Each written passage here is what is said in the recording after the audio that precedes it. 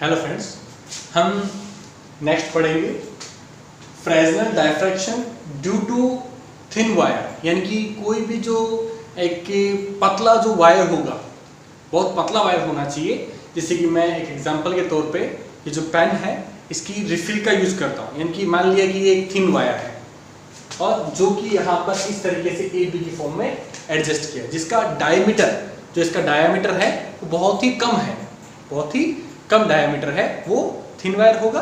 और यहाँ पर जो एस है आपका वो यूजुअली मोनोक्रोमेटिक सोर्स है आपका, जो एस है वो आपका मोनोक्रोमेटिक, ये आपका मोनोक्रोमेटिक सोर्स है। और ये भी आपका थिन वायर है जो मैंने आपको अभी बताया।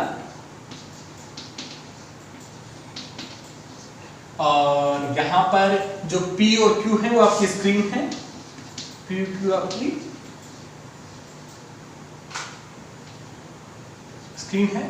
और यहाँ पर एक वेव फ्रंट आ रहा है, वो है आपका W और W डैश आपका एक स्फेरिकल या सिलेंड्रिकल वेव फ्रंट है।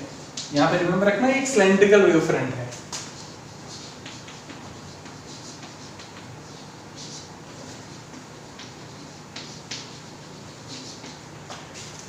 अब हम देखेंगे इसके अंदर कि इसके कारण जो डायफ्रैक्शन पैटर्न जो बनना चाहिए हमारे हिसाब से ए और जो बी है, जो थिन वायर हमने लिया है, उसको कवर करने वाला जो ये एरिया है, जो शैडो रीजन है, जहां परछाई पड़ेगी वहां पे पूरा अंधेरा रहना चाहिए।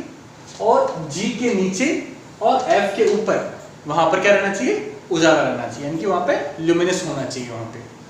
लेकिन ओरिजिनली क्या होता है वो हम देखते हैं कि जो ए बी थिन वायर की वजह से हम किसी पी पॉइंट या इस शैडो रीजन में निकालते हैं, यानी कि इन diffraction in a shadow region.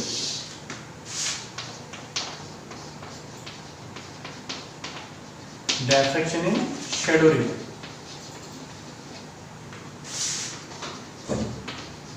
और शैडो रीजन क्या है आपका एफ और जी, ये आपका शैडो रीजन है। इसके अंदर हम लोग डायफ्रैक्शन पैटर्न निकालना चाहते हैं।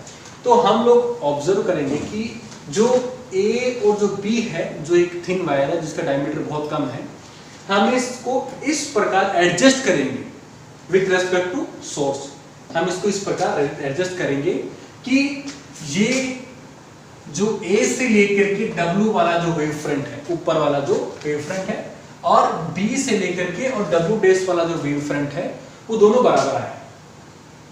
वो दोनों क्या है, बराबर, और दोनों हाफ हाफ, यानी कि आधा पार्ट ये और आधा पार्ट ये।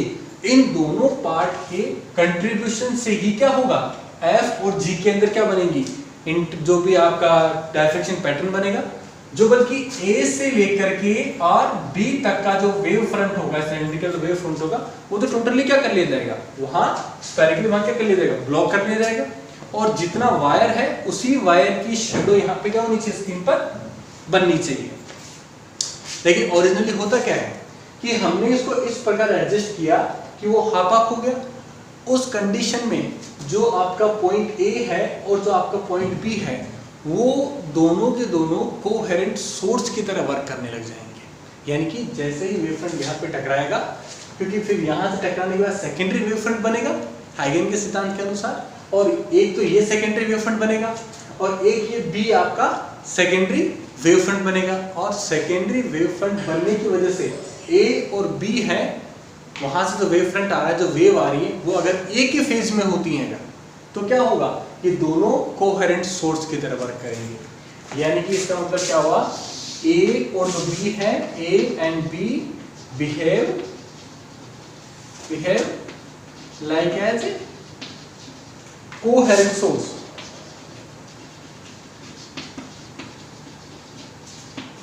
वो कोहेरेंट सोर्स की तरह बिहेव करेंगे। और अगर वो कोहेरेंट सोर्स की तरह अगर वो बिहेव करते हैं तो यहाँ पे क्या मिलना चाहिए, हमें इंटरफेरेंस पैटर्न मिलना चाहिए, जो हमारी थ्योरी कहती है। क्योंकि हमने यंग का डबल स्लिट एक्सीडेंट पढ़ा, उसमें भी दो कोहेरेंट सोर्स की वजह से ही तो इंटरफेरेंस पैटर्न बन रहा था, जहाँ पे इक्वल फ्रिंजें बन रही थी।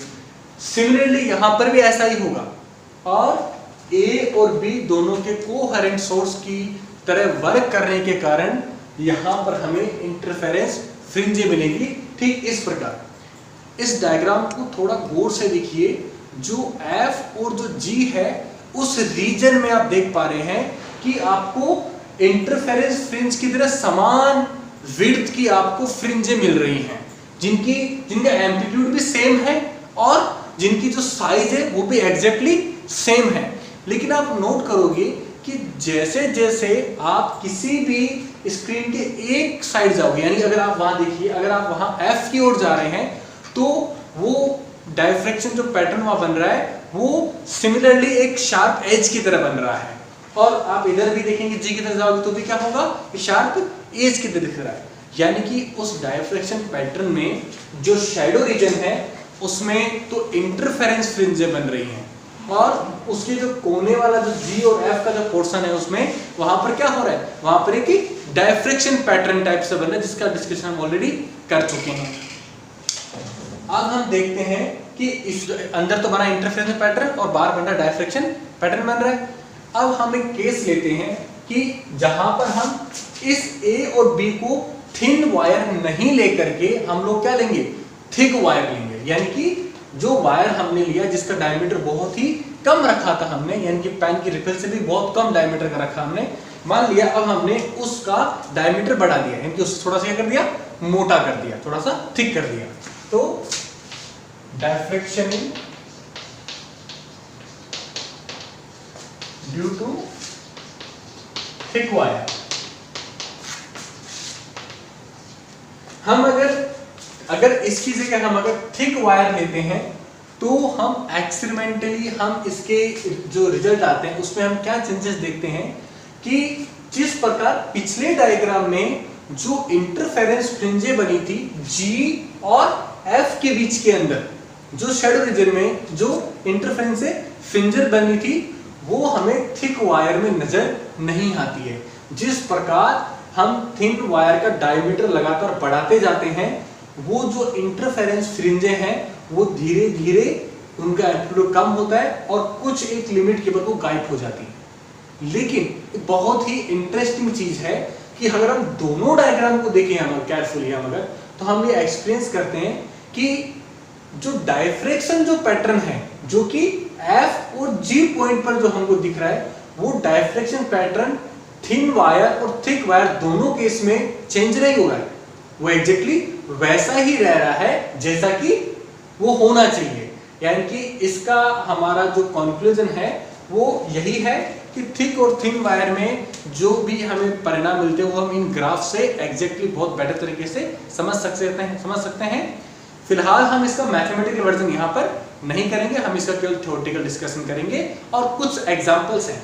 अब यहाँ पर एग्जांपल के तौर पे मैं कहूँ कि जो हमें इस डायग्राम में थिन वायर लेने पर जो इंटरफेरेंस फ्रिंजें मिली हैं इनकी जो विड्थ है, फ्रिंज विड्थ है, वो हम एग्जैक्टली इंटरफेरेंस के फॉर्मूले से निकालते हैं। जैसे ये आपका इंटरफेरेंस के अंदर जो फ्रिंज विड्थ का फॉर्मूला क्या होता है आपका, बीटा बराबर लैम्बडा डी अपॉन बी। ये आपका इंटरफेरेंस फ्रिंज का फॉर्मूला होता है, जहां पर आपका लैम्बडा होता है वो तो क्या होता है आपका वेवलेंथ होता है, और आपका d जो होता है वो क्या होता है हमेशा, ये वाला स्क्रीन से आपकी दूरी बताता है, यानी कि distance in between thin wire and screen बताता है आपको d आपका, ठीक है, distance between wire and screen. और आपका जो स्मॉल b है वो आपका इंटरफेरेंस में क्या होता था, दो स्लिट के बीच का डिस्टेंस होता था, जो भी आपने दो छिद्र माने उनके बीच का क्या होता था, डिस्टेंस होता था। यहाँ पर एग्जैक्टली ये जो डिस्टेंस है a और b के बीच में, ये डिस्टेंस जो ab दूरी है वो आपकी b होगी, यानी कि ab ये आपका थिन वायर की जो लेंथ होगी वो क्या कहलाएगी आपकी, यहाँ पर b कहलाएगी, और ये आपका इंटरफेरेंस फॉर्मूले की तरह ही एग्जैक्टली ये बिहेव करता है। Thank you.